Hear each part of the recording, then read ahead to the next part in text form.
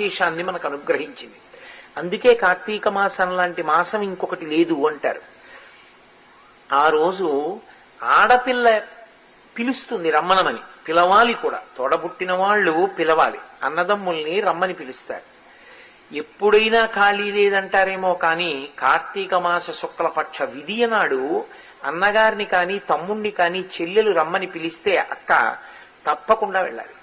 ఎందుచేత దానికి ఆ గొప్పతనం వచ్చింది అంటే, యమధర్మరాజు గారు యమున వీళ్ళిద్దరూ అక్క చెల్లెళ్ళు, వాళ్ళిద్దరికీ ఒకటే అలవాటు.